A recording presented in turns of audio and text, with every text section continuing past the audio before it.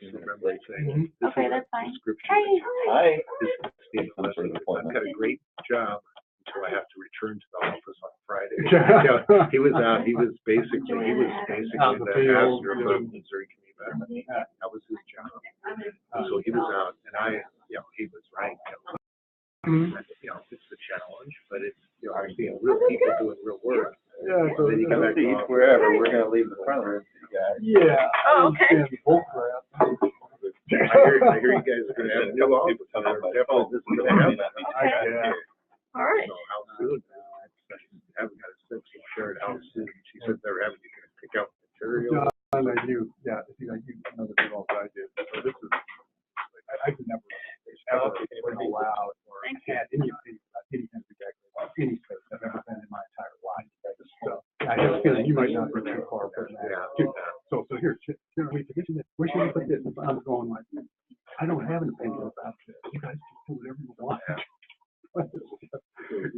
Anytime you got a space, I don't want to sound sexist here, but that's been my experience. You got a couple of people who are like, Well, when I moved to this age, they were transitioning still. The person that been the program director, and they would have picked that.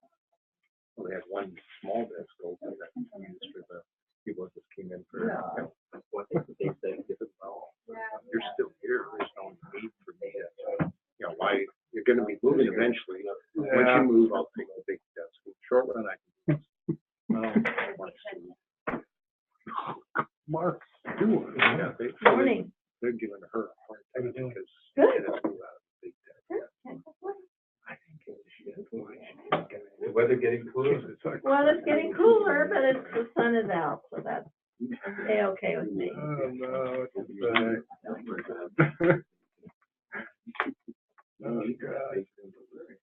I thought I just haven't talked to you guys much about this, but we're closing in on, we've been working with the Rock Island Trail Association. This influences your county, of course. So Rock Island, yeah, the Rock Island, proposed Rock Island Trail state has not accepted the corridor yet. It's a big deal. We're doing it. I understand, right? It's going to start at Delphi, is that right? No. It goes Buford, which is actually just not really an incorporated place, all the way to Windsor. We're about 4 some miles, so we're doing this opportunity. I don't know if, analysis, who else is coming in person? I thought Gerardo was coming.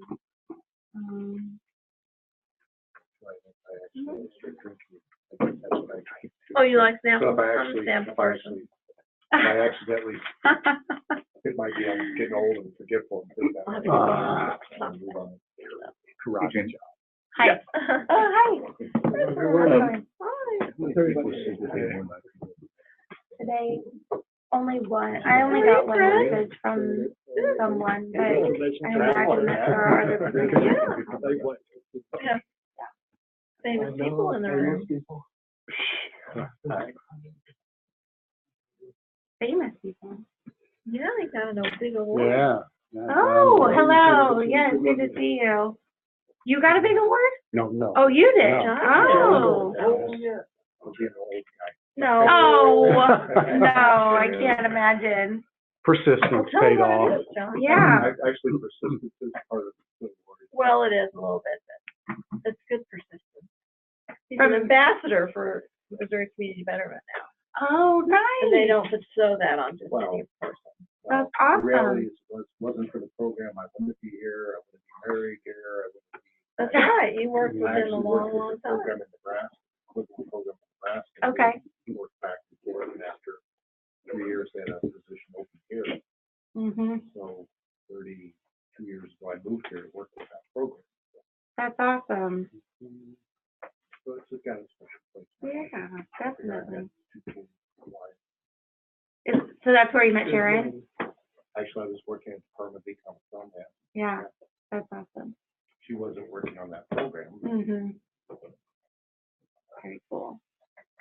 All right, well, we're about 5 minutes after to start at the top of the hour, so we'll go ahead and get started.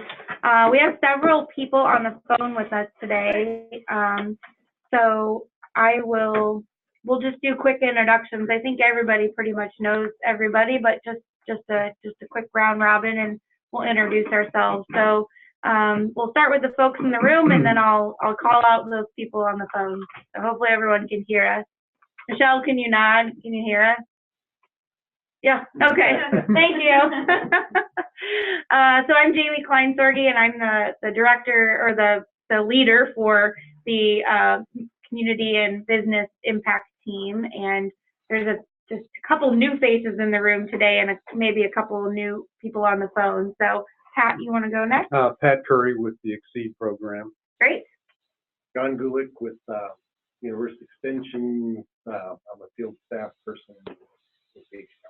Great. I'm Michael Hardy. I work with CARES downstairs. I'm heading up the Youth and Family Impact team. So. Chris Bolcher, CARES. Melissa D. Bartolomeo, programmer, analyst, user experience specialist. Angela Johnson. I'm leading the Health and Safety Impact team. I'm a CIS data person. Busy. Over years, staff, experience specialist. Chris Barnett with CARES. I'm heading up the Agricultural and Environment Impact team. Gerardo Martinez, responsible of the statewide program Alianza. Joanna Reed Adams. I'm with Community Development Extension, and my specialty area is leadership. Great. All right, Michelle, I'm going to pick on you. Can you introduce yourself?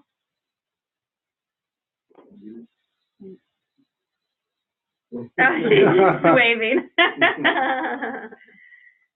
Oh, she's chatting. That's right. So she can answer the phone. So Okay, great. Hi, Michelle. We also have Catherine. Are you there? Yeah, hi. I'm Katie. I'm a county engagement specialist in Lafayette County in Ag and Environment. Great. And Claire? Hello, Claire Wolf. I'm a CD specialist and county engagement specialist for St. Louis City. And I will apologize in advance. I have to leave right at 11. No problem. Thanks for coming for the first hour. And then I think this 202 number is Sarah. Hi, Sarah Lowe, associate professor in DAS and Exceed, and I'm on the road. I'm on my way to Cape Girardeau, so apologies for the road noise. No worries. Thanks for joining us, and we hope you drive safely. So I think that the 202 DC area code gave her away. So, all right. So just a quick recap from our last meeting. So we were focused in our previous meeting on really kind of exposing you all to the All Things Missouri site as it currently is, making sure that you understood what was there, what data we have included, what tools are there, and then really talking through use cases. And so just to give you an idea, we did these meetings last month with all 4 impact areas, and we collected information via notes and the notes that we took during our meetings, and then also we did the recordings. And we were able to distill and summarize some of that information that we collected around use cases, and we wanted to share that back with you all, just so you get an idea of what some of the other impact areas we're kind of talking about, and some of the things that we were able to pull out as potential use cases for the future of All Things Missouri. So that's where we wanted to start today. So we'll go through those use cases, and then we're going to take a short break. And during that break, for those of you who are in the room, we encourage you guys to use the Post-it notes that are out here to write any of the data that you might be interested in. These are the current categories within the Community and Business Report. We know that these may not be the right categories, or there might not be enough categories. So there's an other category too, where you can add additional data sets that you may be interested in. For those of you who are online and have access to a computer, you're welcome to chat those things to us, and we can note them And then I know like Sarah had sent some things in via email since she knew she was going to be driving. So we'll collect all of that stuff. After the break, then we'll come back together and kind of talk through each of these categories and additional categories and data that you may be interested in. Thinking back to that slide that we had towards the end of our presentation last month, which was kind of asking the questions, you know, where does it come from? How easily accessible is it? What would it be used for? Those kinds of things, and really start to work through what are some additional local and state level pieces of data that we could incorporate that would be useful to you all in the field. And then if we have time at the end, we may show some additional tools, but we're just going to kind of see how that conversation goes first. So to kick it off, we're going to go through these use cases across impact areas. So hopefully you guys can see this up on the screen, and I don't think I can get rid of the video. But for now, so the agriculture and environment group, we identified 3 kind of high-level use cases. So the first one is around citizen science applications. So this was interesting because the folks in the ag and environment group really talked about ways that people are actively collecting real-time data for things like the, you know, E. coli levels in lakes, and what were some of the other ones? The algae blooms and those types of environmental pieces of data where there are applications currently in use where if you are at a lake site, you can enter some information, you can take a reading and enter some information, and then it's a real-time data collection. And so I have them here: safety conditions, nutrient readings of lakes, ponds, and streams. And so that was one of the things that they identified that could potentially be useful. So the idea behind that is to leverage existing applications that people are already using and pull the results of that data collection into some sort of information that can be used in all things. The second one is really around that ag site replication. So I don't know how many of you are familiar with the ag site, but we did build a site alongside Ray Massey that provided a series of tools that allowed you to select a land mass of some sort, some acreage, if you were interested in that, and get a report that told you a lot about the water quality, the types of water that are on that land, if there were any endangered species there, the geology associated with that area of land. What else was it? Was there anything else included in there? It basically was a concise description of either the area that you outlined or the context around it, like which watershed you're in, or maybe some demographics around that area. So it told you a variety of things like climate information, soil information, water quality. Perfect. So that was identified by the Ag and Environment Group as something that they found very useful in our old system that they would like us to replicate in the new system and make available. Chris? Something about the Ag Site tool for this group here, if it's not exactly those indicators, but the approach of delineating a land area and being able to extract data related to what you want to know is something that can readily be built. Not readily be built. It can be built, but we just really need to be intentional on what it is we want to have in a reporting environment. And the ag site currently is mostly used, well, they use it a lot for, you know, land purchasing, those types of things to get that information that they need in order to make a good decision about land purchases and those types of things. And so, as Chris alluded to, it could be used for economic development, you know, site selection, those types of things as well. Finally, there's just a general ag economics report. So a lot of the information that was requested from the Ag and Environment Group, they had talked about cash rent, land prices, commodities across the state. So how many hogs are currently being grown in the state of Missouri and where are they located? Same with cattle or acres of corn that would be available on an annual basis, so you could see the potential ebbs and flows and those things, and also how, you know, things like climate, droughts and floods and those types of things impact agriculture production. And this would facilitate tracking of economic data and trends in agriculture.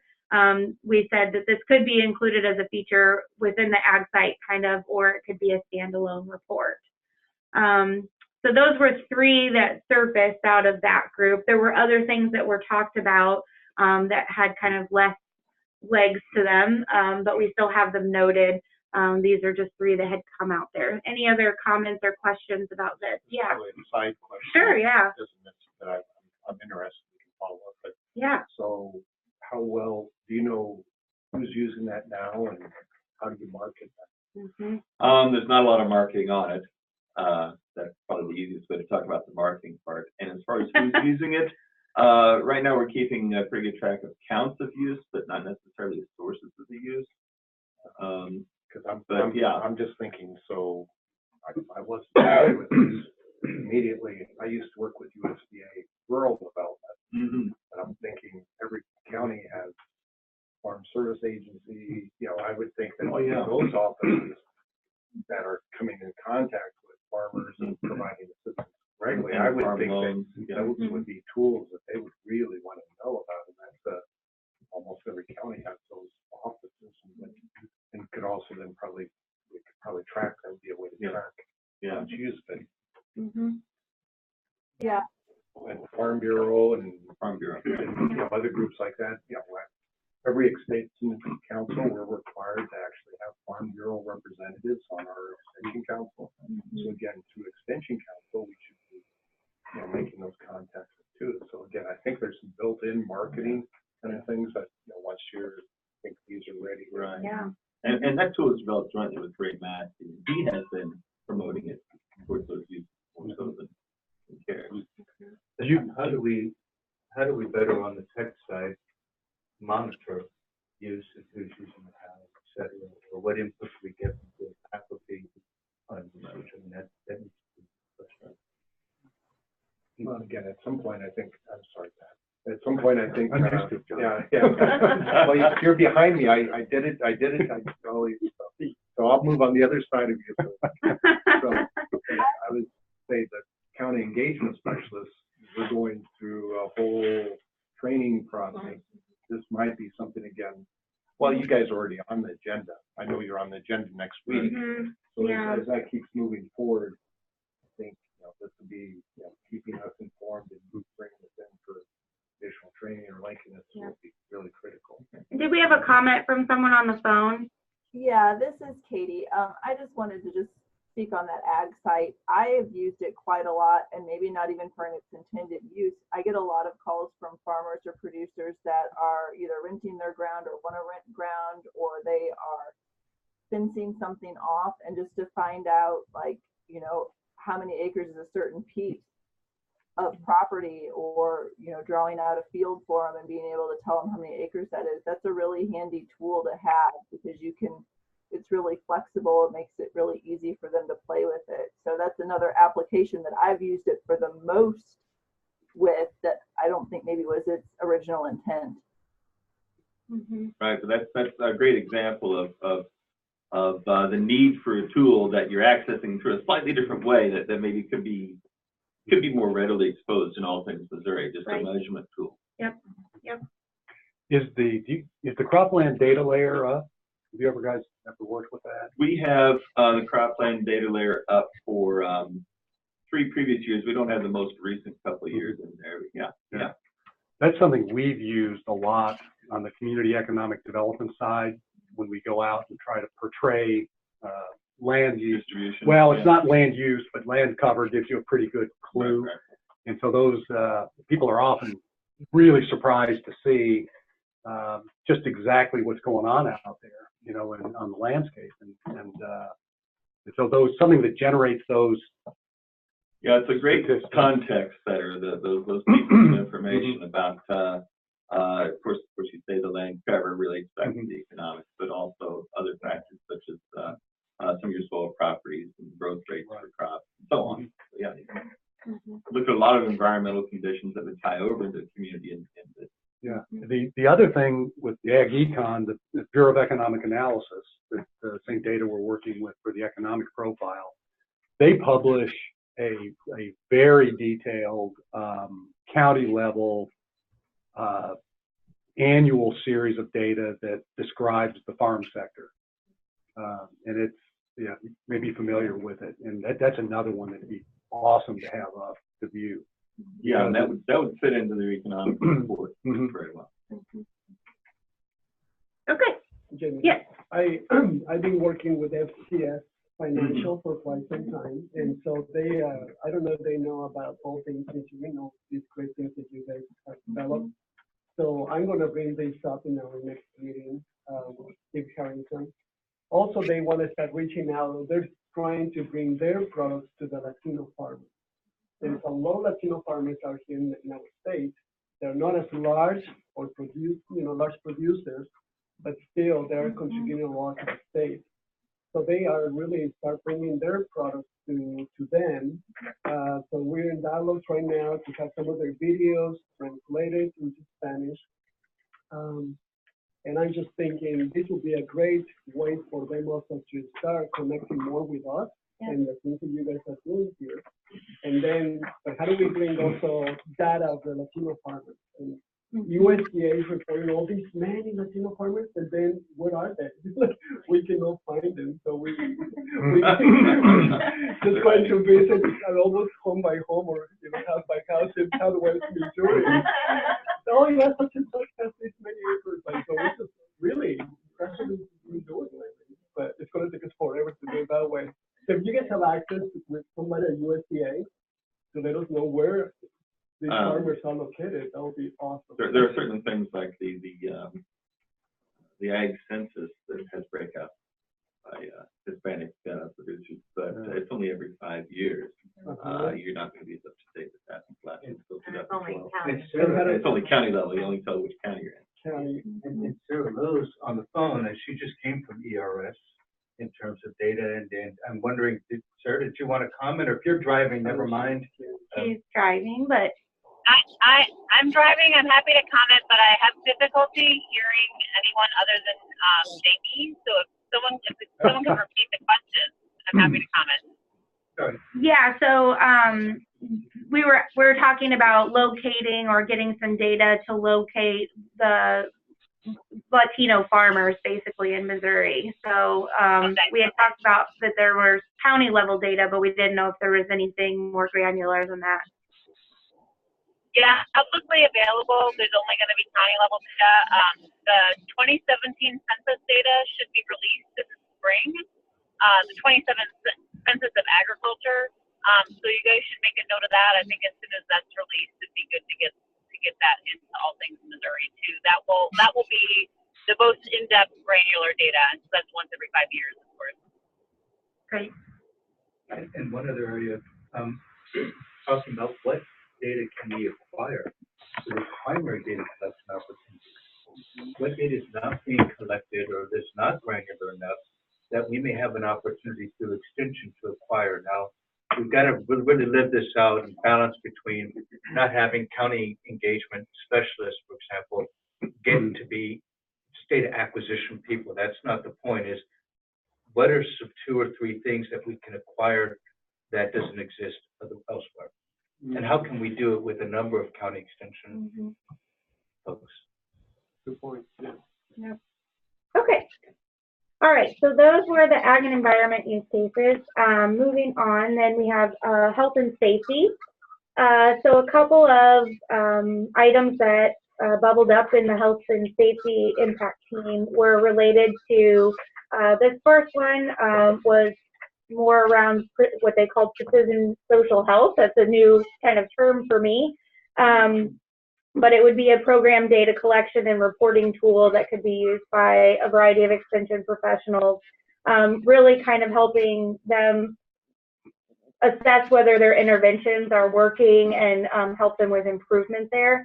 So an example of this would be Stay Strong, Stay Healthy is a program that is implemented by the health and safety folks. And so it would be a place where they could enter data related to that program and start to track some of their impact and their interventions over time. And Stay Strong, Stay Healthy was just one example. There were several that came up of different types of programs that are all sort of in that health intervention field that could be they could be using a system to track that sort of data. So rather than this be, I think this would be focused more on an input tool and have some outputs rather than just be strictly outputs, which is sort of what we were just talking about with the Ag and Environment group. The second one is really preventive health data. So looking at things like claims, vaccinations, and immunizations, and then also showing rates of screenings. We know that the health field is shifting more and more towards preventive care, and getting people to see their doctor regularly and do things like get their flu shots, which Michael Hardy reminded us is a thing today. You can go get a free flu shot. So, so doing that sort of thing. Angela has had some conversations with Linnell about this and just trying to figure out where that information lives, right? Because it's not necessarily tracked formally at a state level, correct? Right. Yeah. We've been having conversations, especially about, you know, between what's available nationally. There's typically a lot of lag time. It might not get as granular as we need to be looking at in communities in Missouri. So how can we kind of leverage the state data resources to make a more robust report about preventive health for Missouri? And then the last one is really around emergency management. So we had some folks that came from the fire training. Yes, there we go. That's the word I was looking for. Yes, fire and rescue training. And they talked a lot about how there's a bit of a disconnect between the firefighters and the people in the communities and the communities they actually serve. So getting them information about the people that actually live in their area, the types of homes, those kinds of things. And then also service districts, demographics, assets and usage rates, those types of things. So, and then showing trends in emergency management. So increases in things like fires, weather events, etc. So just giving them access to that, they felt like would be a good starting point and related to emergency management. Any questions or other comments about the health and safety area? All right, we'll just move on. And again, I'm sure you're working already with Department of Health and Senior Services, and we're familiar with their, I don't know what they call it now. I used to work there, but they've got a MICA data portal. Yeah. So you're familiar with all that. Right. But thank you, though. I mean, keep hitting us with data sources. That's so important. Yep. So with youth and family, one of the things that they talked about that we felt like we could help with, or that came out of the conversation, was so site selection and approval for their nutrition educators. So if I remember right, basically there's a big process right now for nutrition educators to get new sites to do work in, and so there's a series of criteria that a site has to meet in order for them for it to be approved as a new site. So this would a potential tool could help them get the data that they need to figure out whether a site meets the criteria to be a new site, and then also have a map of current or proposed sites to see, you know, where others are working and identify service gaps and those types of things. We've noted that this has a possible revenue generation component, since this sort of process happens in other states as well for nutrition educators.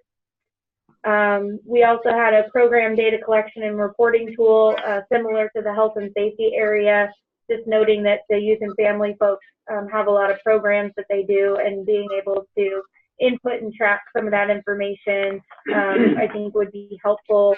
A few examples include after school, gerontology, healthy homes, and human trafficking. So those were 4 things that were discussed during their meeting, and just talking through some of the information that would be helpful for them to learn more about what's going on across the state, what Extension is doing, what others are doing, and then maybe again where some of those gaps are. And then one other thing that was talked about was just a report of education trends over time. So that was something else that they were interested in, was looking at educational facilities, attainment, those kinds of things, and really looking at them over time to see how things have changed based on, you know, all of the factors that affect education. So, you know, where schools are located, new schools, changes in teachers and salaries and expenditures from the state, you know, those kinds of things. So that was a third use case they identified. Any thoughts or questions about this? I think the school data would be, for economic developers too, that comes up often. And, you know, knowing, for instance, where schools are, you know, and what they do is an issue out there for us as well, as we look at community. Typically, when you go to a small town, well, our schools are awesome. And so you look at the indicators and they say, no, it's not so awesome. Right. Because they have that sort of tiny view of the world sometimes. Would it also involve things like they used to call VOTEC? Yeah, the vocational centers. Yeah, there's another one, and they have a variety. Just our work tells us that there are many, and they're valued in the communities they're in, and they do a lot of different sorts of work at those centers, and they're generally a real asset in the communities where they live. So yeah, anything with schools is gonna, because that is, well, have any of you messed with the DESI data? Yeah. Yeah, not easy. Yeah, or it's time consuming. Okay. So the last, and the most important, of course, are the business and community use cases. So one of the things we identified was the Data for Decision Makers Hub, or you know, we talked about standardizing that online database for the Data for Decision Makers program, having that to be password protected. So Sheridan Pat would still have control over who is able to access it, but the data would all be there and easily accessible. We could also build in the curricula to that as well. A workforce development report, so that was something that came up, so showing things like apprenticeship programs, online programs, skills shortages, things related to employment, projected trends of workforce demands, those types of things. And then last but certainly not least, an asset or network mapping. And this is really where people could view community assets and be able to make connections in community to different types of services and resources that are available. Go ahead, Chris. Oh, yeah, one of the things that Dr. Janetta had sent to us was sort of a network mapping idea, really being able to focus on a specific issue in a community and saying, these are all of the resources that are related to this issue. So it would make it easier for people to do that resource and referral kind of job. So that was something else. This would be a great opportunity for folks, all the extension folks and the CD folks, to do some data input for us, and kind of, you know, those folks in the community know where to go, right? So kind of helping us connect those dots and see who's connected there. So yeah. You know, that, I don't know if anybody knows David O'Brien and rural sociology, but this is David's area of expertise. Oh, good. Are using survey. He's a survey-based researcher, so this just doesn't happen, you know, by magic. It really requires somebody going out and methodically trying to track those connections between those key institutions. But this is an area that he's got a lot of expertise in, and it might be great to consult with him. What happened to that? This is a random, and maybe getting too deep, but it's as especially the last 3 case studies as we've been looking at them. For some reason came to mind that in St. Louis, I think they probably 5-6 years ago already, they started creating a kind of a generic application for foundations. And I got thinking that, again, if we could take that application as a template. The Missouri Common Grant application? Is that what it is? Okay, yeah.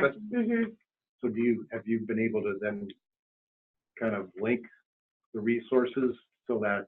I don't think we've worked with it at all. Just heard I've heard of it. I don't know if you have any other. Yeah. To me, that would be a really way, that would get you a lot of attention real quick. So Claire, like Claire, and again, I don't think it's just St. Louis, but in St. Louis. So if Claire was working with a group and they want to apply to a foundation, again, the foundations have put that common application together. Claire can say, if you click to All Things Missouri, you're going to see that template, and it's going to have right where those data sources that you can pull in. That would be, man, if I was out in the community as a community person, I would be praising God for that, because that would make, and again, since they've tried to make that generic, you would be, it wouldn't be like one, you would be reaching that region. And I would think after a few groups use that, you would be getting publicity and you would be drawing a lot of people to your site. Right. I mean, these are the exact things we need to know. Nothing is too granular now, because we want to get beyond the abstract. To your point, Jamie, about the assets. And for inputting data, that doesn't mean anything until we really know what assets we want to collect and how we want to collect them, when we want to collect them. So that's the opportunity now, is to really identify specific assets, not to be overwhelming, but to what are some key assets that we need to look at for communities around the state. Then we need to know as a team, how do we acquire the data related to each asset, or is it a primary data collection opportunity?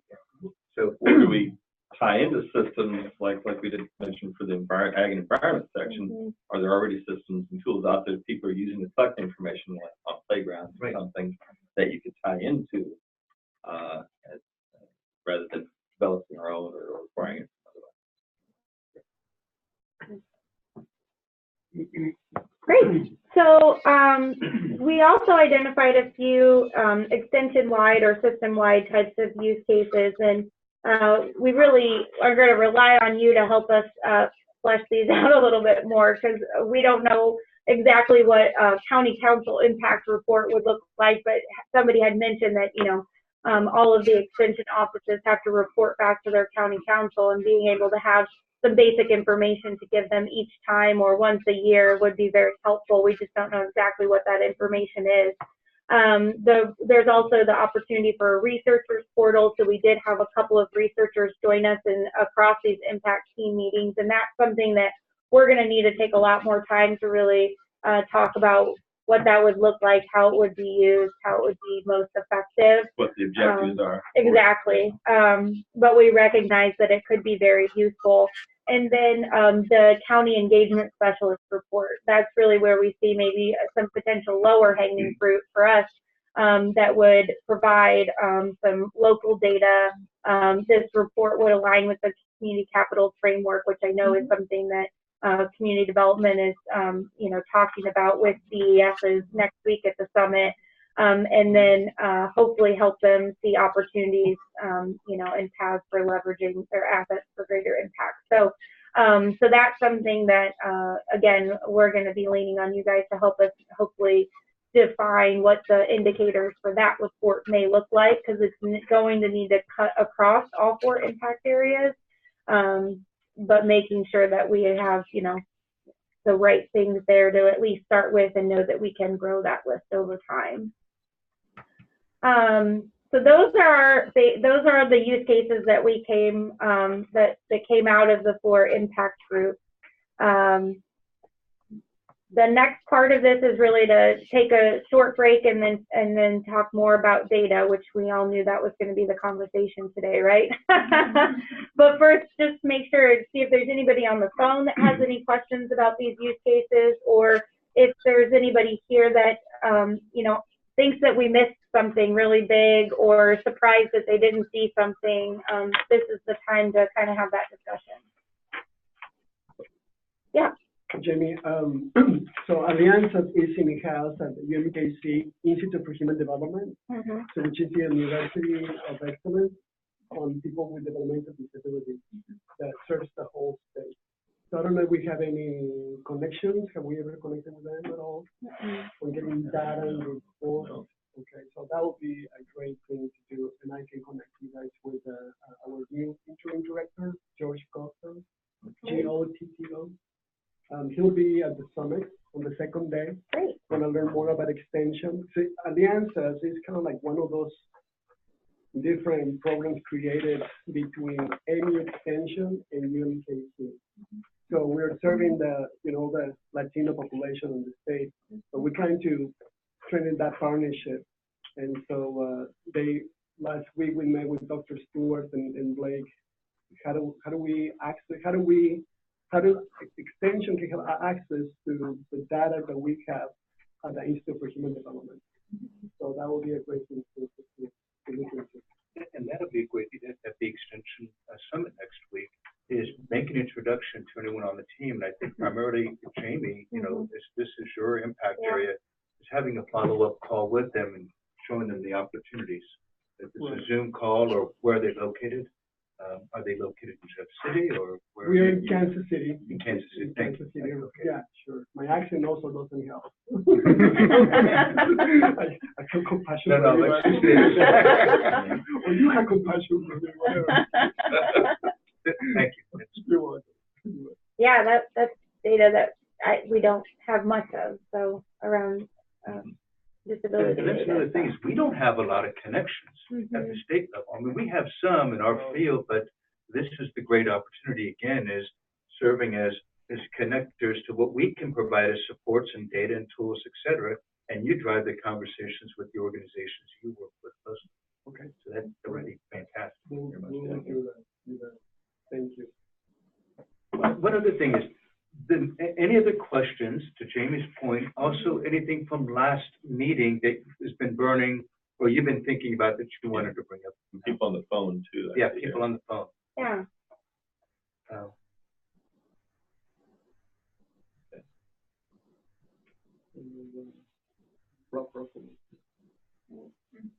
Nobody is raising their hand. Okay. Okay. Nobody's chatting. Everybody needs their coffee. I guess so, yeah. Yeah. Okay. So how many minutes? So let's take about 15 minutes, just so the folks in the room can, do some of the activities, put some data sets up there, and then anybody that's on the phone or on Zoom, if you want to chat any specific data that you've been thinking about adding, or questions around the current report, and then we'll just go over that when we come back. Does that sound good? And there's coffee and Yes. et cetera in the second room. Bagels, fruit, Snacks. yes. Yeah. And for those of you on the phone, I'm going to mute so you don't hear all of our chatter for now.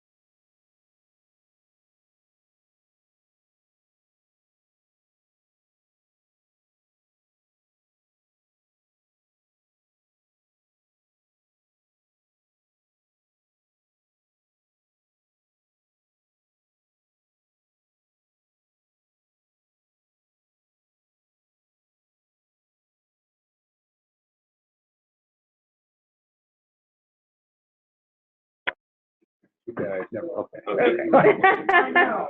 We're getting ready to gather back up. We have a few more minutes here. Yeah.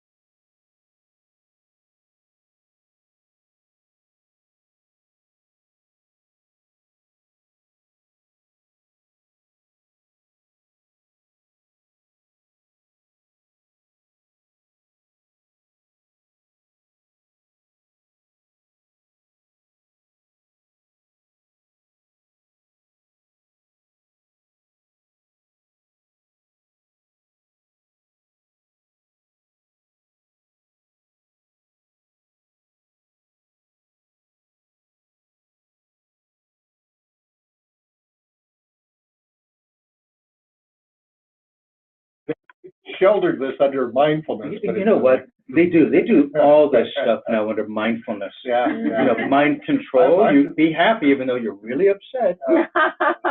Anyway. Okay. I like the two, were you gonna go for that or not?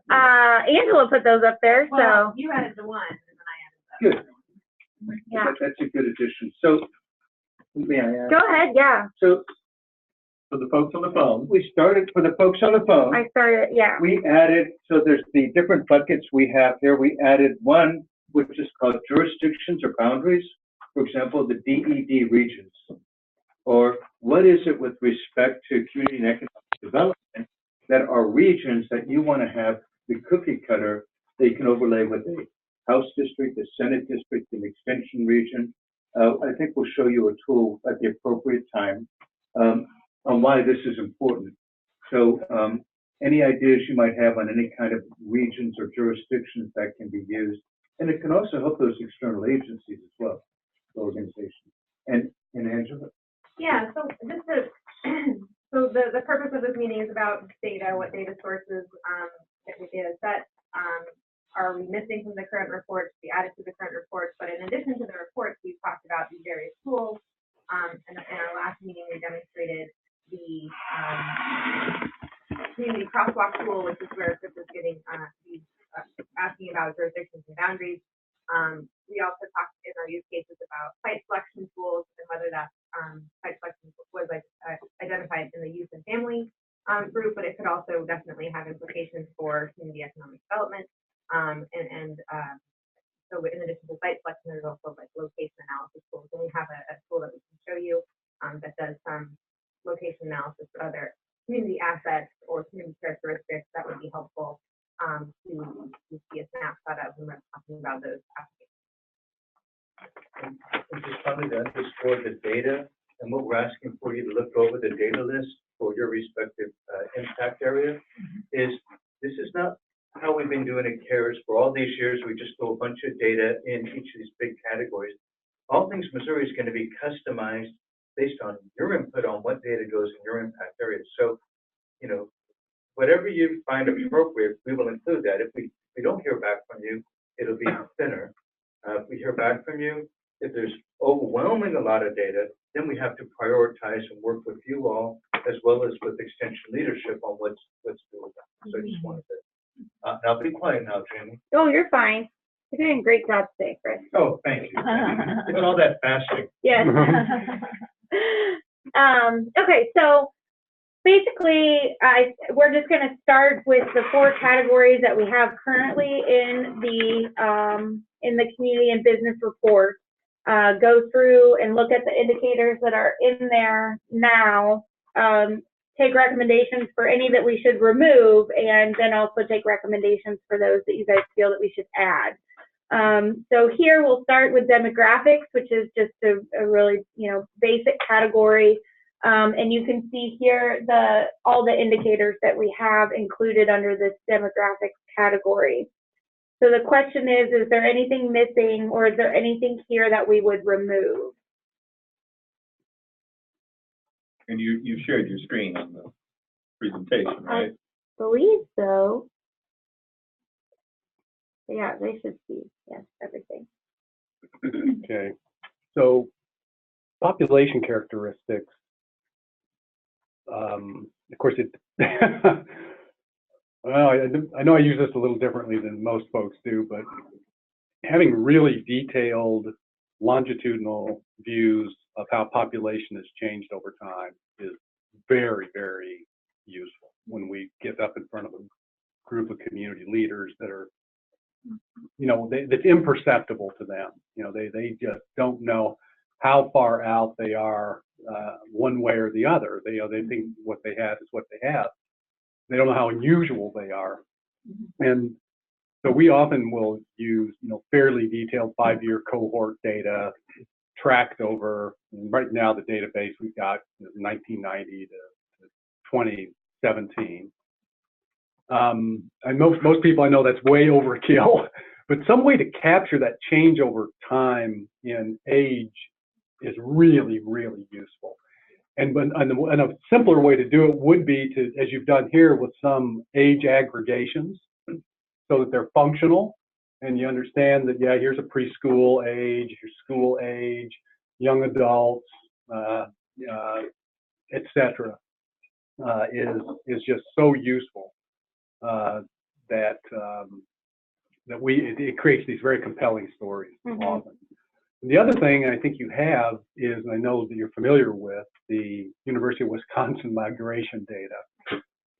That is, nothing gets bigger responses when we go out into a community than to see that portrait of, you know, going back to 1950 and just boom, boom, boom, boom. People practically fall out of their seats when they see that how that's changed over time. And they can see, so for instance, communities where we know they're becoming retirement centers. And Benton County is a classic example. You just see that age cohort, that retirement age cohort, boom, boom, that is, and all of a sudden it's clear to them. So what do you do when you're at the community level to make sure you can perpetuate that retirement, that stream of retirees, because that's the only way they're growing. And so those two things are really useful. Race is another one that is in Missouri it's both interesting and depressing. We know in most of rural Missouri there's very little diversity, and so something like an index, though, where it's real easy and so the proportions are great, but boy, having some kind of a simplified index, we created one that we use that really helps, because that kind of normalizes it in a way where people can just see. So a diversity index rather than all the breakouts. Well, the breakouts are great too. Is another way that it's simpler for someone to kind of wrap their heads around. Those are things you would add. Are there anything up here you would take away from that list, Pat? In your opinion, we'll go around with some other folks here. But, yeah. Well, the urban and rural population, and of course you've got information pop up there, is a so what is urban and rural according to your definition? Right. See, what we usually use is inside an incorporated area, outside. So when we're looking at a county, that's another one that gets people's attention in a hurry, because a lot of Missouri, small towns aren't growing, but the rural part of the county is.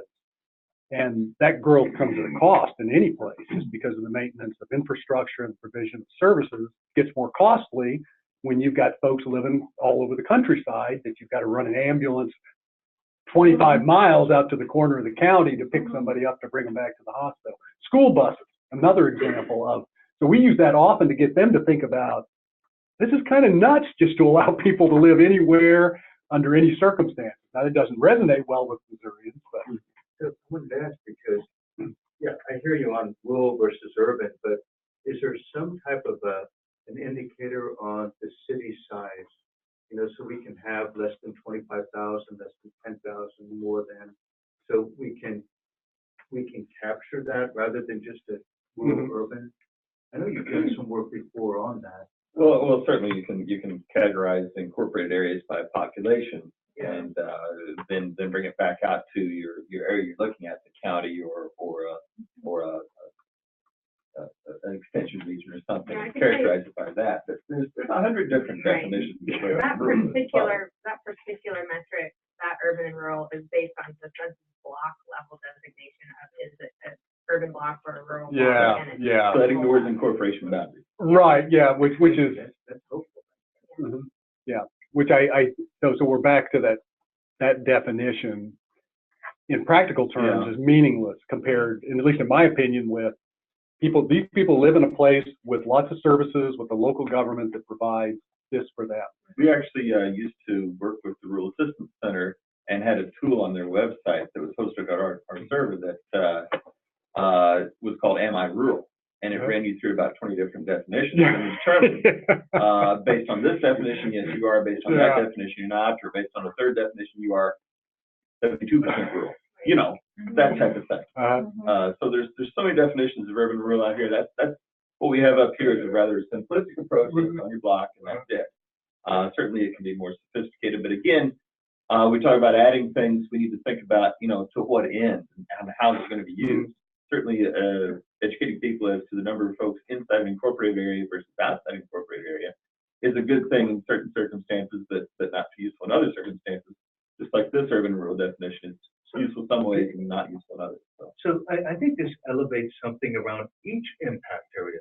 Is can we tease apart rural versus urban from a programmatic standpoint? In other words, a federal agency may have a definition of rural for economic development, which is very different from rural for health and services. It gets even more detailed than that. If you go to Health and Human Services, there's different programs. Right. So that's what I'm saying, from a programmatic, programs so from a programmatic delivery standpoint, are there definitions or criteria that can be incorporated in that?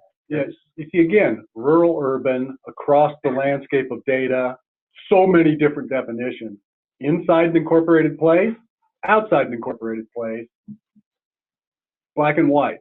Counties responsible for services, municipalities responsible for services. True. Okay. And so that's at least the way we use it, because that communicates to those decision makers pretty quickly that, you know, here's the number. And so when they start to see often in a county where all the growth's happening out in the county, it's a whole different scenario.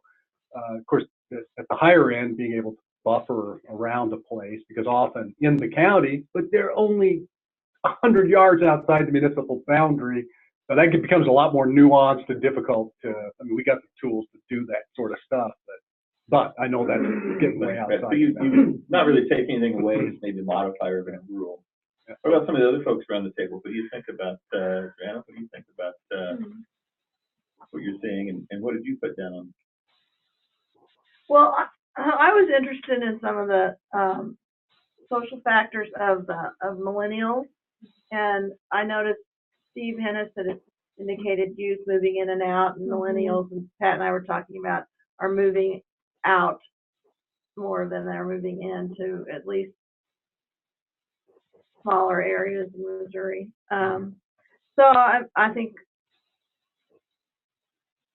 that was a couple of indicators I was interested in. But you've got, you know, you had age up there, so I don't remember. Let's see what. Yeah, see, our age groups are broken by- out by ages, but it'd be interesting to break them by generation. Yeah. That would be interesting. Yeah, it's amazing how that resonates when people hear Yeah. baby boom. Because the thing is, they often don't know what a baby boomer is, so when we present it that way, we give them the definitions, because a lot of times those words are used so loosely, they don't even know what they're talking about. But because they see it in the media, it boom, all of a sudden, then when they see the actual age group and they know what they're talking about, they all of a sudden now recognize that, oh yeah, okay, now it makes sense. Yeah, yeah. And do you think the University of Wisconsin information is the best in terms of the generational migration patterns or population change? Well, as far as I know, it's all that's out there that's so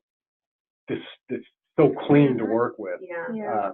Maybe you know something So, else. I mean, No, I don't. that stopped at 2010, and just in Yeah. Missouri in particular, looking at the IRS data on migration, there's been a lot of change since then that isn't captured. I mean, the net rates for Boone at least are down in the last decade versus the previous 2030. So. Well, here's so the other thing we use is the components of change that's published as the census estimates. Yes. There's another one what's up on my little note there is that, man, that would be great to have that. And to have it at the annual, have an annual components of change, and then some way you could aggregate that up, you know, for a decade or something like that.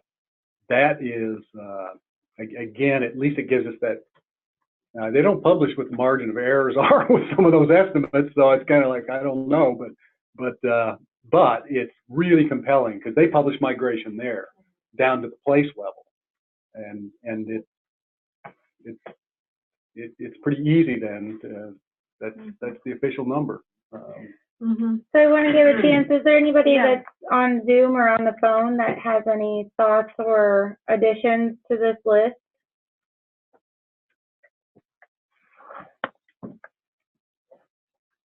Cricket. If somebody from the LGBTQ community commented this, what would they think? Yeah, that's yeah. Oh man, that's a tough one. it's hard because we don't, right, there's no data source for that, at a national level. We might be able to work with a St. Louis or a Missouri-based organization like Provo or something like that that would collect some information for regions, but we'd have to look into what source would get us that information. Yeah. Yes, no, it's a good thought. And Yeah. yeah. Yep. Well, that's something to ask the LGBT community. How would they want to be represented? How can that be manifested in? And I'm sure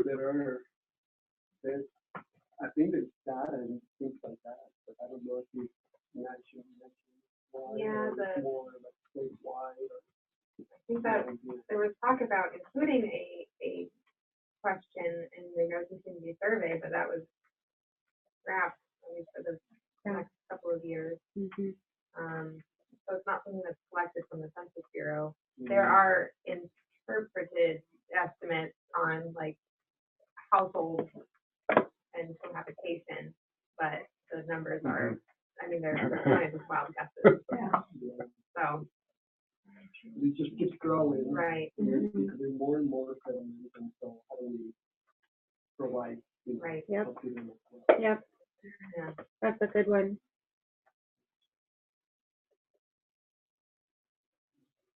Okay. All right, so let's keep moving. Our next category is income. So let me open that one here so you can see what's currently in here. Here you can see these are the income related indicators that we currently have. And so folks want to start throwing out some ideas, and I'll pull some of these off. We did have some comments, just so you guys know, from Steve Hennis and Sarah Lowe that they had sent us via email, so I tried to incorporate them here as well. So let's see, these all kind of relate in a sense. So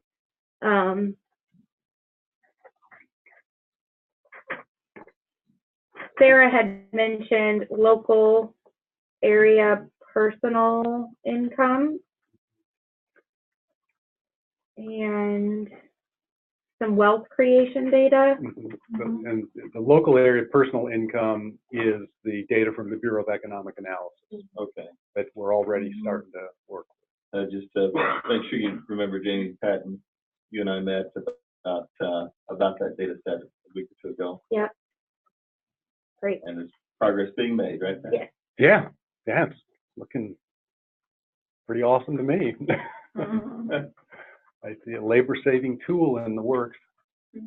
And Michelle just chatted about the federal poverty level income indicators that we have here, that sometimes they're confusing and you don't know which one to use. So providing some more information or some guidance on, should it be 100%, should it be 200%, 185%, whatever. So yeah. How would we know which one you should use? Well, we could potentially put like, if you're, we could say if you're looking for the baseline FPL, use 100%. If you're, just what it is, right, yeah, if you're looking for federal poverty level related to most housing programs, it's 185%. So just some suggestions on when it could be used, not necessarily. But the eye right now on some of those. Definitive. Pretty basic. Yeah. There's nothing there. Okay. Yeah. We knew the sentence. Okay. Yeah, poverty is complicated because the two, of course, we've got the ACS data and then the small area income and poverty estimates. Yeah. And which, for us, mostly we use the SAFE data but it's only at the county level, so you're kind of trapped that way, and so the fallback is here.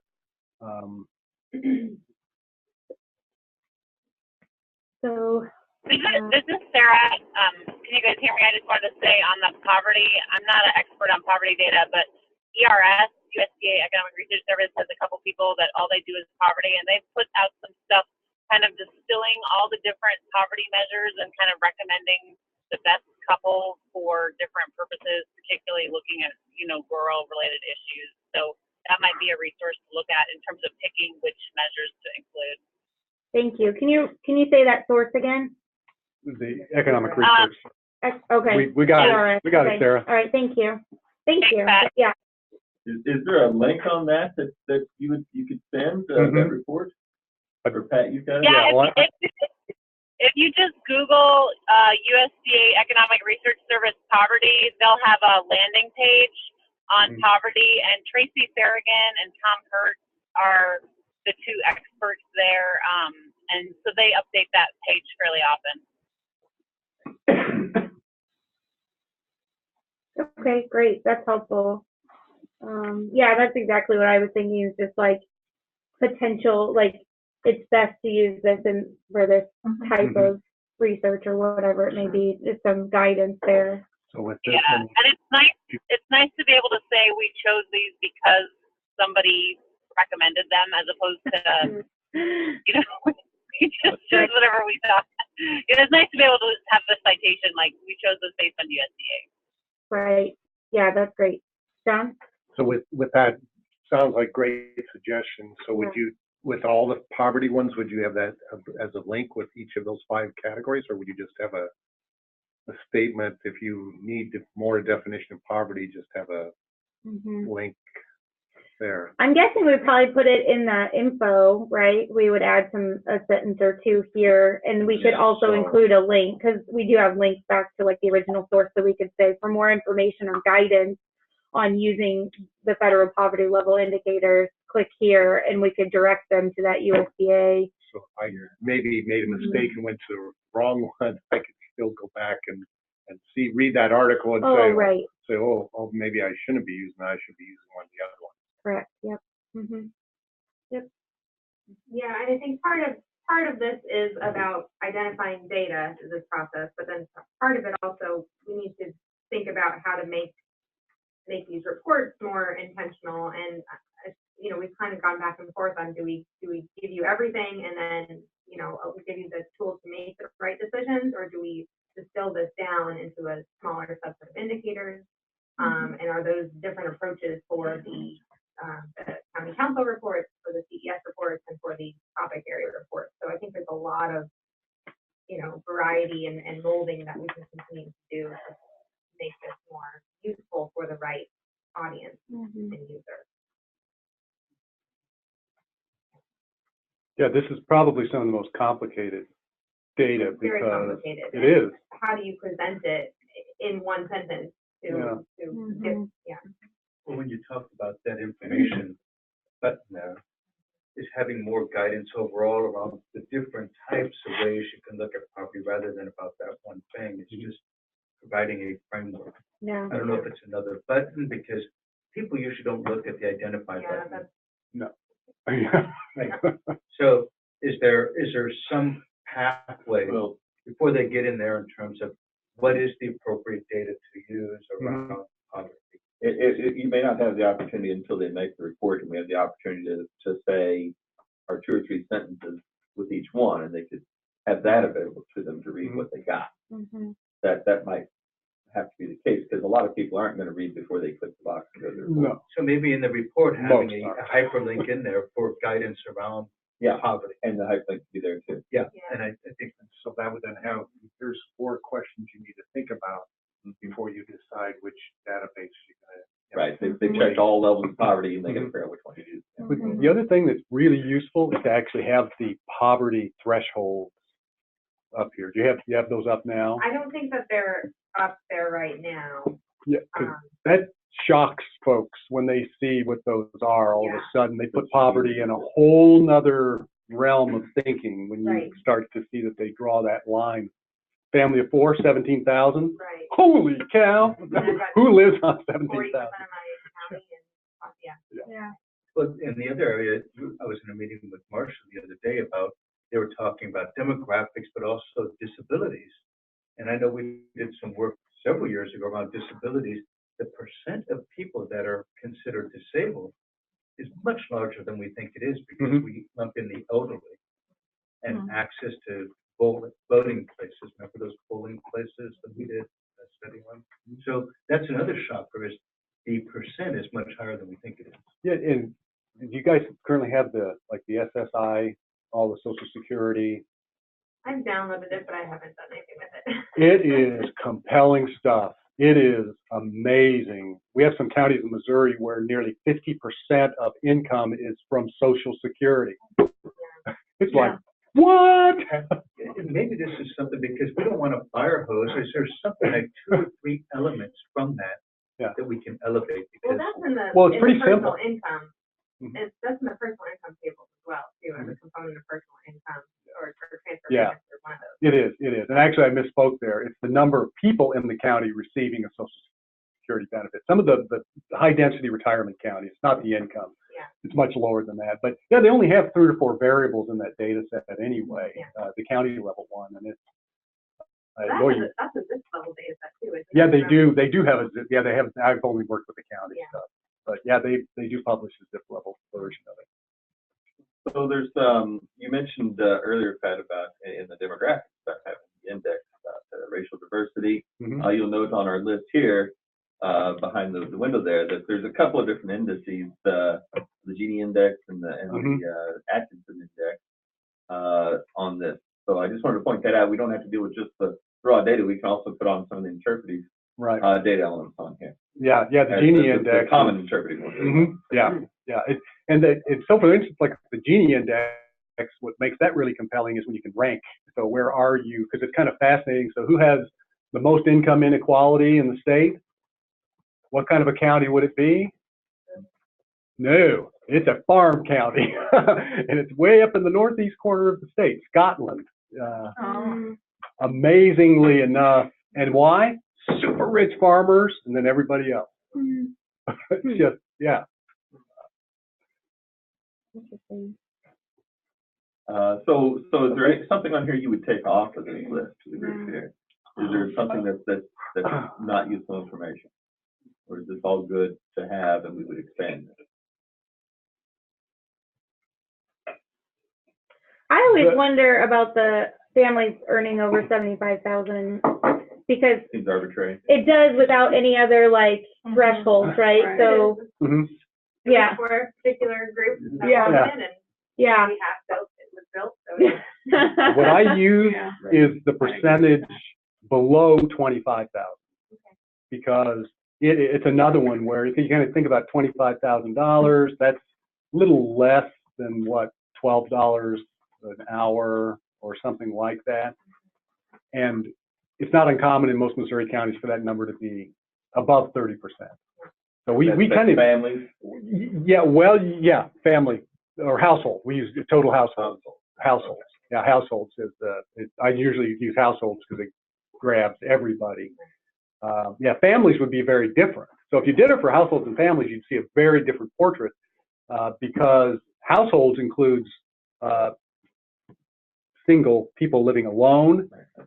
And that tends to be, in a lot of rural places, high poverty or low income, elderly people. And so that's what, again, it gets closer to a poverty measure. What else do we miss?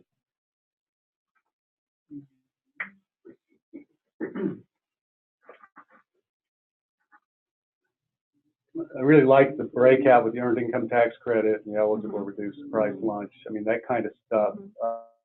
There is, you got public assistance income. What is the public assistance? Can you click on that?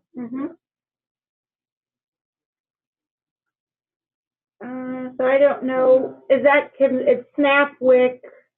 Yeah, I think that's from the CLS data set, so, or like. It's ACS. But it would include basically most of what is covered under transfer payment, but SNAP, WIC, and then like other government assistance.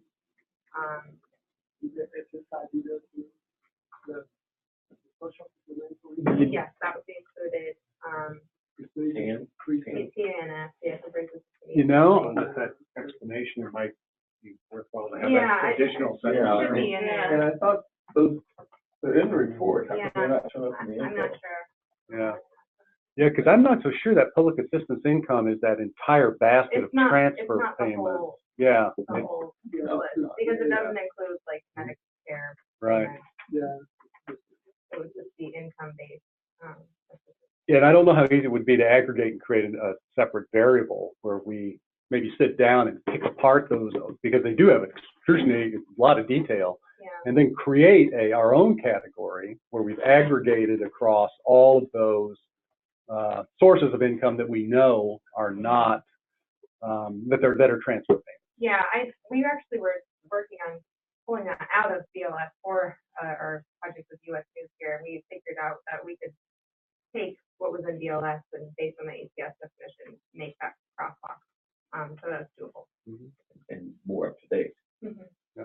And this is another place where the Bureau of Economic Analysis, the data that we're looking at, because it's built entirely on administrative records, it actually has the exact flow of dollars that go into counties under all of these programs. But it doesn't give us anything at a place level or a sub-county level, but it's pretty bomb-proof in terms of confidence that they're nailing the exact amount.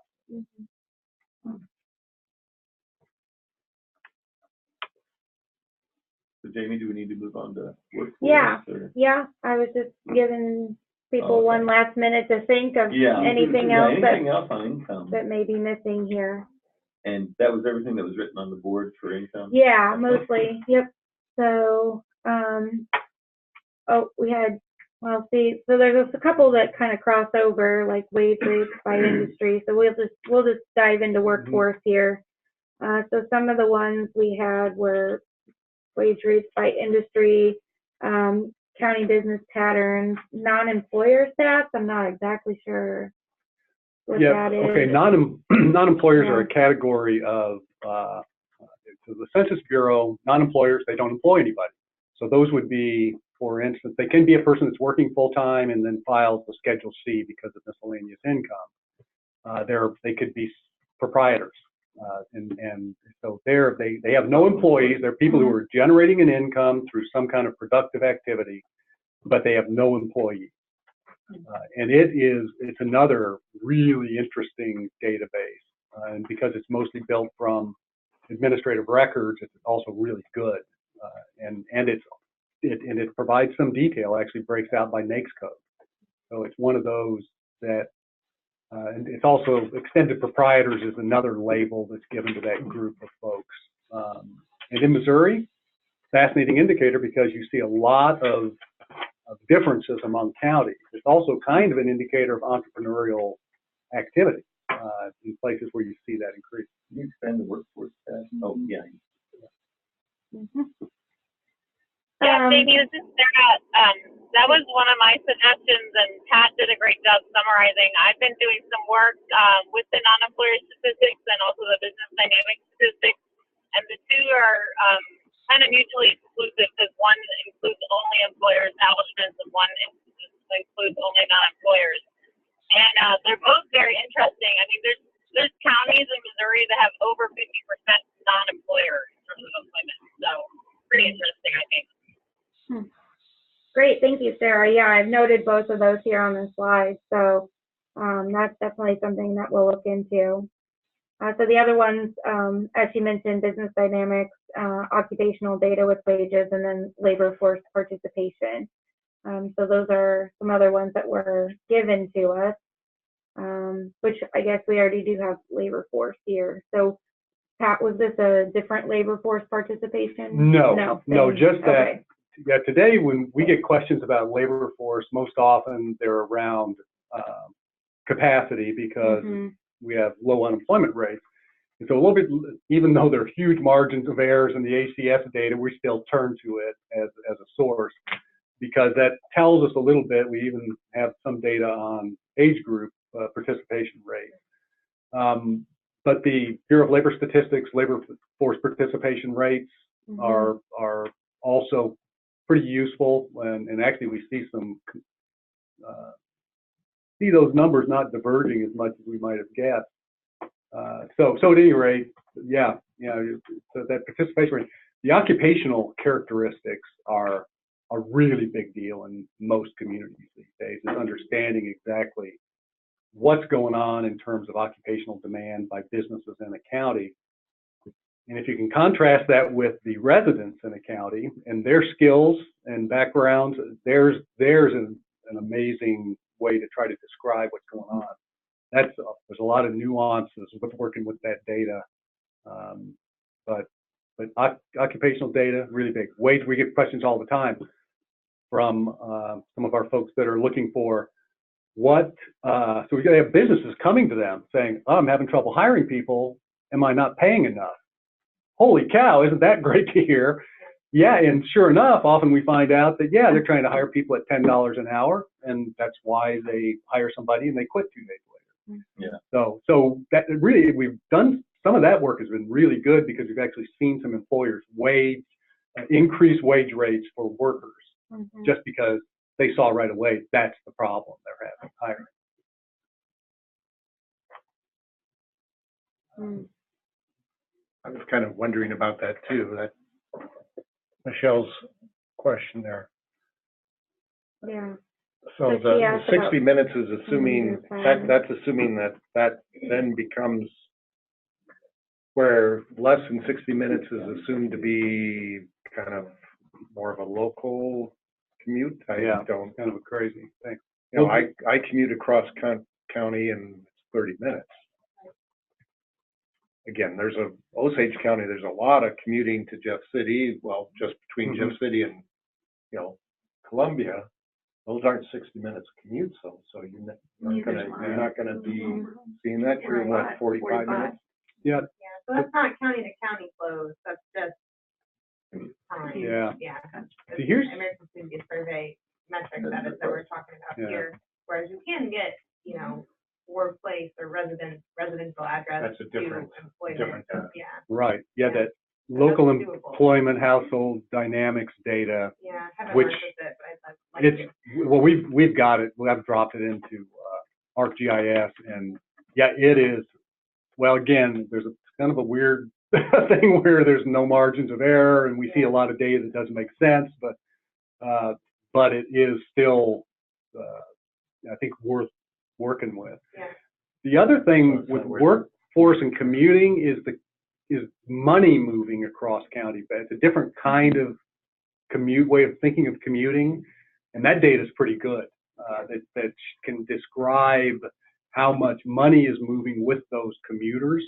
So we don't have good numbers on the commuters, but we got really good data on how much money moves across county boundaries. What's the source for that? BLS also or BEA? No, that's the Bureau BEA. Okay. Yeah. We've got that all completely in the can. So. Okay.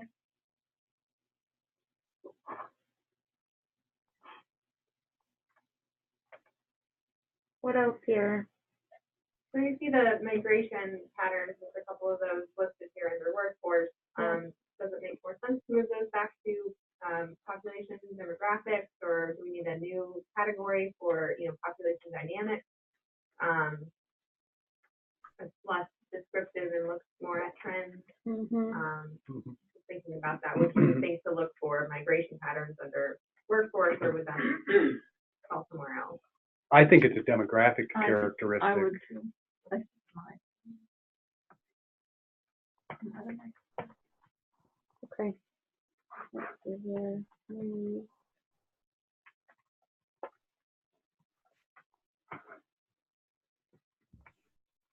know, it's interesting. So we've got a survey we've been working on of job seekers in the state, and I'm trying to think how that.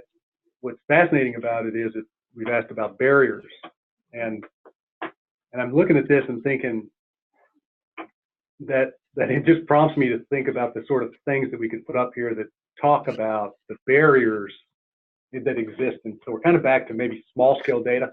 So for instance, daycare availability, huge workforce issue.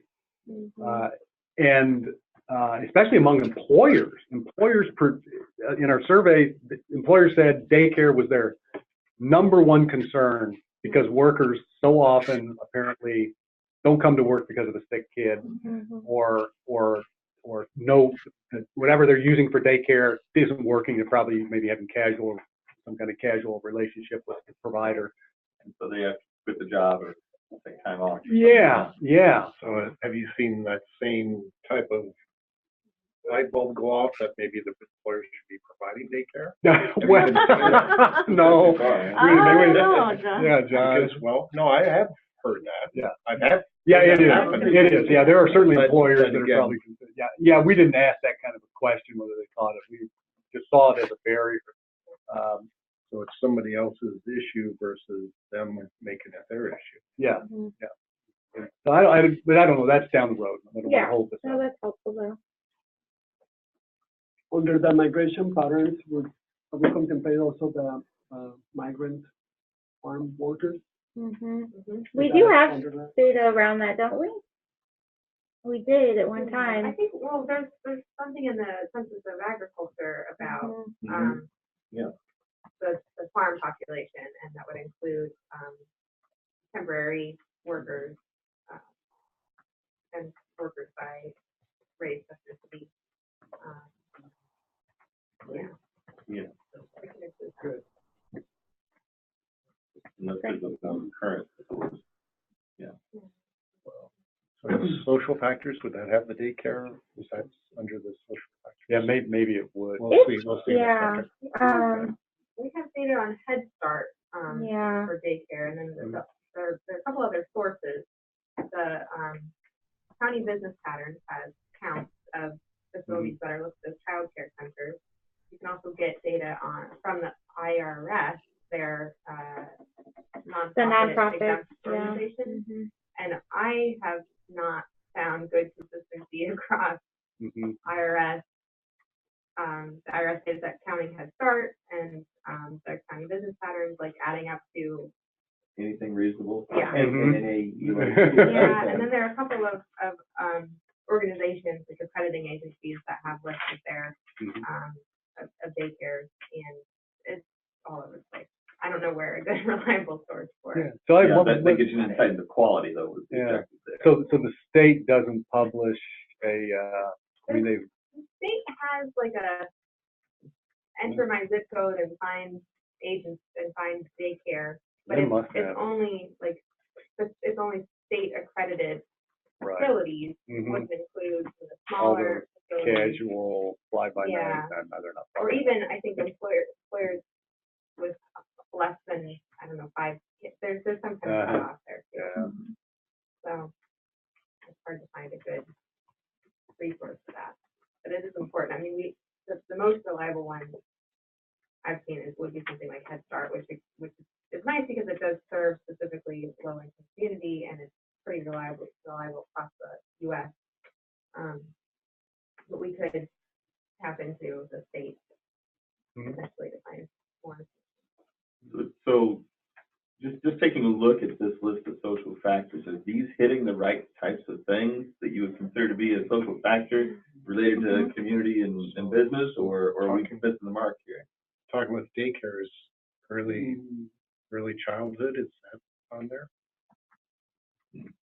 Early childhood education yeah. How many, again, we Education. might run into that same issue that you just shared. Again, So another thing that we're looking at tapping into from our youth and family group are after school programs, which kind of goes hand in hand because, once your kid is of school age, they're only in school for a certain amount of time, and then you need, if you're full-time employed, might need something to do with the last couple hours of the day. So that would be another thing that we have potentially a reliable source on from our own local folks with their registry. And we're already talking about adding that to the report.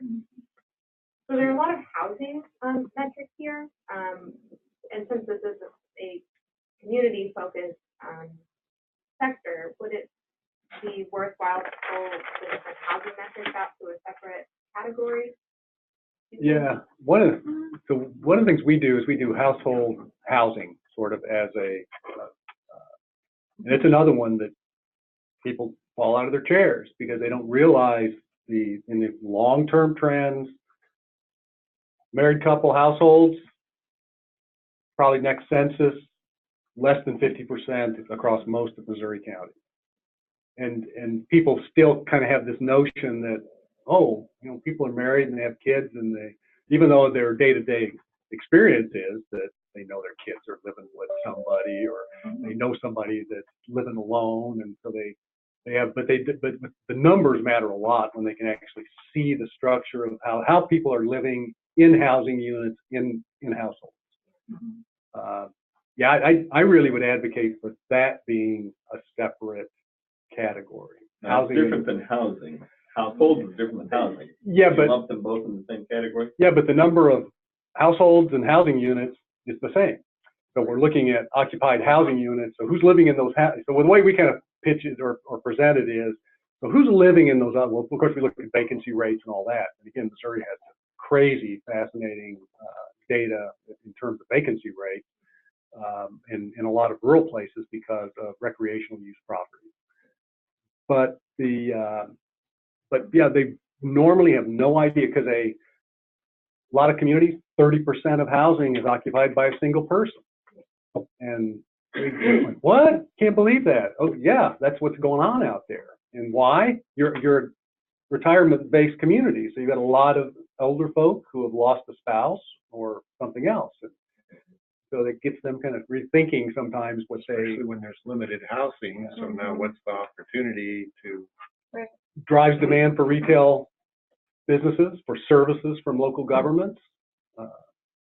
And so it becomes a really kind of a flashpoint for discussion about what's changing in the place I live and what can we do to address any of those needs or issues that are a part of it. For purposes of the day here, the categorization, you again back to you're suggesting a housing and household category within this report to pull all of those items into. We probably need to have a better list from you on that list of items to include. Does the rest of the group think that's a good idea, having a separate category supporting that? Yeah, it's something that would be useful to the folks we're targeting. And other people online are saying, yes, I'd add it. Oh, that's me. Oh, okay, right. Katie said elder populations and access to elder healthcare facilities, which is something that was brought up in the youth and family group. And so, yeah, that's something that we can add. That'd probably go in the demographics sort of category. Is there a space in this for like environmental factors? I mean, if we're talking about like missing work for childcare, would you miss work for bad weather or environmental disasters or something like that? Yeah, I think social and environmental factors here would be good in a separate housing household category. And so, well, I know you guys you have brownfield sites and a lot of that up Yeah, there. we haven't really kept those terribly up to date, at least for my applications. I don't know if you guys have those recently. Yeah, it may end up being is that a quagmire to keep track of? No, you just have to go download. Yeah, they have, every once in a while. Lincoln has good services too that we can tap into. They have map services. It's just a matter of, taking a snapshot of that and then having that data feed into a report. You mentioned daycare before previously. Is that up here, or where do you get daycare? And then you also mentioned after school. Yeah, we have a metric already built on Head Start facilities. But it might be in a different report that we would need to pull into the community.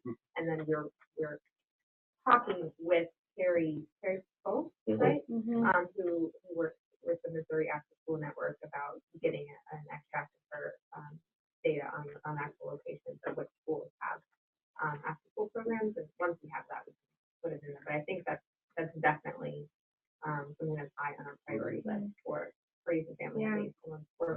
So I did a training with the Missouri Community Action Network recently, and one of the things that they were talking about, because in their reports they do have daycare facilities that are licensed daycare facilities, which we have for the state of Missouri, but there's accredited ones too, and so that's the list that we don't have. one or the other.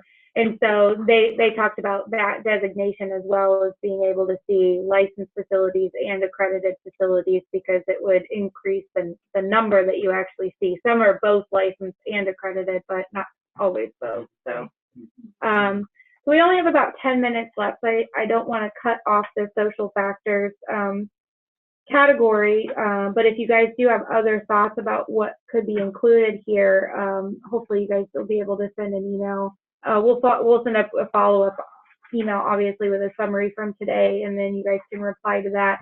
I did kind of want to get to this other, any other categories or jurisdictions. So I'm just going to add this other here now, just to see if there are other things that you guys feel are missing. One of the things that I had thought about the other day and that I wrote down to remind myself was around like banking, like where people bank and that sort of the like payday loan lenders, those kinds of things that could be helpful and useful to know. Financial yeah, transactions. right, yeah.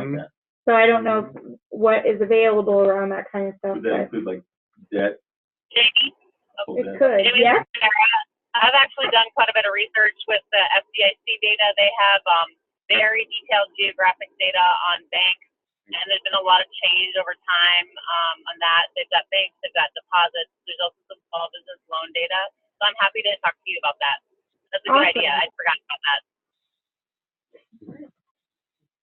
You know, Jamie, several years ago when we were working with United Ways, the payday lender locations was something we did have. But again, the data set, I don't know if they kept that up to date or what. So that would be something to look at if that's something you think is appropriate or not. I think it helps tell a story about a community. It does. Yeah. There's also, we work with the Home Mortgage Disclosure Act data on lending, home borrowing and lending, which is interesting to look at, you know, new loan originations, and it doesn't really get into foreclosures, but it does look at, you know, you can find locations that have a disparity in terms of lending to, you know, white population versus non-white, or married versus non-married, and things like that. If you do some analysis of that data, but just looking at originations over time is also potentially useful, depending on the. We could put that potentially in that housing and household category too. So, okay, anything else that would go in other, or we could create a category for some other things. So one of the we've got one other database that we have is retail sales data for the state, which we use a lot. As a separate category, it'd be really easy, I think, to drop that data into this model. So for all the places and counties in the state, we've scrubbed the extraordinarily messy data that comes from Department of Revenue, and I'd love to see some other use for it other than just me. That would be great. And is that also related to local tax revenue? Well, it does, yeah. I mean, what it is it's just their total retail sales. Now, the problem, for those, real quick summary, so they've moved to NAICS codes from the SIC code system.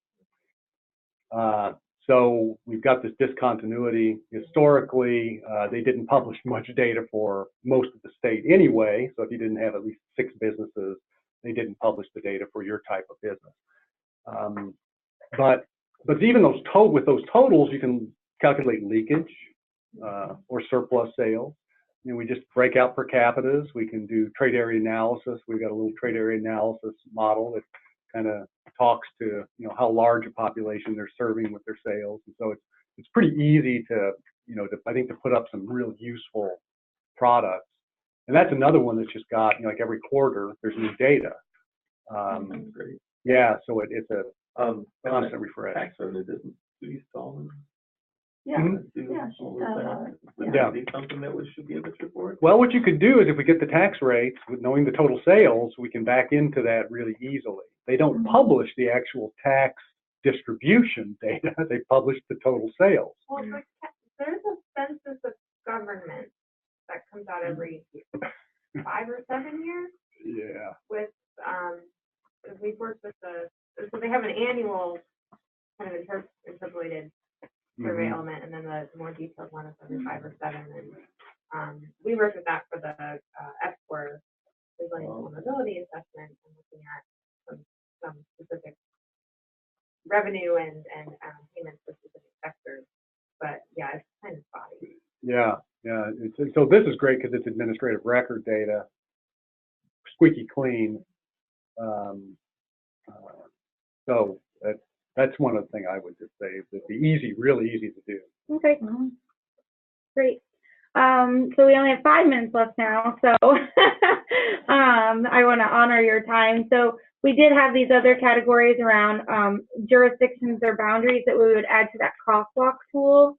Does anybody have any quick ones that they'd want to throw out here initially? And what I'm thinking is, what's that? Oh my goodness. Yes. All right. Joanna did all the work. I mean, things that would just come to anybody. Yeah. Not Awesome. any. What's a couple ideas off that list? So we have some of these like school districts, but fire districts, ambulance districts, library districts, community college, hospitals, judicial systems. Yep. So those are all great. Didn't somebody mention the tax? They did in Yes. use and pay. Taxing district. Yep, she's got that in there. Yep. This is perfect. Thank you. You're welcome. Well, I will. Doesn't exist, most of that though. Isn't revenue right now working on building? They are working on building it. Yeah. Okay. Cool. Yep. Okay, that sounds good. And then we had some site selection stuff. So Sure. just thinking through what our follow-ups are from today, I'm wondering if maybe if we turn these slides into a shared Google Doc or something where folks can, as you're going through your day-to-day, you think, oh, that would be a really great data set, you could add it, and we could just have a running list that way. And with the link to the source. Yeah, right, link to the source. If it exists. Yes. So we could build out a nice little table that people could enter some thoughts and ideas into as we move forward from today. So, but this has been really helpful, and I think it's going to really help us guide the recreation of the business and community report. Just so you guys know, we are working with Pat to put together a short economic snapshot that's got 4 or 5 different indicators in it. So we are making some motions there, and we hope to have that available next week. Well, before the summit, yeah. Before the summit. And it's not a full economic profile, it's just a quick dabble into a few variables. So I would recommend that, so Jinping had printed off the other impact areas data list as well, so you guys can look at that. It was also included in the most recent email that we sent to in our full data list as well. So just leaving today knowing that, you know, we're really hoping and leaning on you guys to help us formulate what this ends up looking like as we release it, knowing that we can iterate as we go forward and into the future, but we'd really like to have a more complete product than what we have right now. So any thoughts or recommendations that you have, please send our way, and we'll be sure to incorporate those as we kind of rebuild this. And then just noting our date in November. So we have one final meeting in November on the 18th or something, I think. I'll have to look at the date. It's the final meeting. It's after Thanksgiving. Oh, it's after Thanksgiving. Yeah. Okay, after Thanksgiving. So we'll all be tired, but but happy, right? So we will be shifting gears just a little bit during that meeting. Melissa Jinping will be leading that, talking more around your current tool usage. So what are some of the things that you like to use on the web? Why do you like to use them? Why do you find them usable? How do they make your lives easier? Those types of things, and really kind of diving more into how can we better our tools and the way that they function, you know, and those types of things. Melissa, is there anything else there that you wanted to say? No, not really. Okay. Tool usage and integration, but also some time devoted to a recap. What we all decisions we come to and next steps. That might take a little bit of priorities, things like that. And just to say that is on Wednesday, the 28th, from 2 to 4 p.m. So, and one other thing is, you know, we've been spending time talking about all things Missouri, so it's just fairly on the tools, but focusing a lot on the data, particularly today.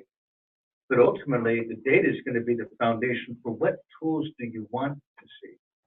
What is going to help you not dive into the data and looking and overlaying? What can we lift out from that data into a very simple tools or things that you can work with? And I know we don't have much space for that, Jamie, given where we are and what we need to be building out. But that's the long-term goal. And we're just getting out the gate. This round, we're going to keep improving. We're going to be acquiring new data based on your input over the year, the next 2 years, et cetera. Likewise with tools, as you're seeing the impediments of just having the data there, how can we lift it out to the ag side or other types of? Right, and you say it's help you do your job better. Really, it's to help the folks in Extension do their jobs better. It's bigger than this group. Yeah. Keep in mind that the target audience is all Extension. CES is the regional director is still on that might use this. Comparison tables and percentages and things like that. Well, it's unfair for me. I was thinking even broader. Yeah, and it can go beyond that. We can have tools that Are the are. RPC regions in that list? RPC. No, they're not. DED region. So I think we need to, Yeah. because, yeah, the RPCs, there's kind of some stuff we have, but we weren't there yet because theirs wasn't an extension. So, you know, again, we can be that supporting framework as you engage For Extension, they're one of our best partners, and again, having the data, you become one of their best partners. It's been kind of hit and miss over the years with the RPC. Okay. Who's in the RPC? Right. Sharing community. True. All right, so, Anybody on the phone? yeah, is there anybody on the phone that has any final comments or thoughts they wanted to share?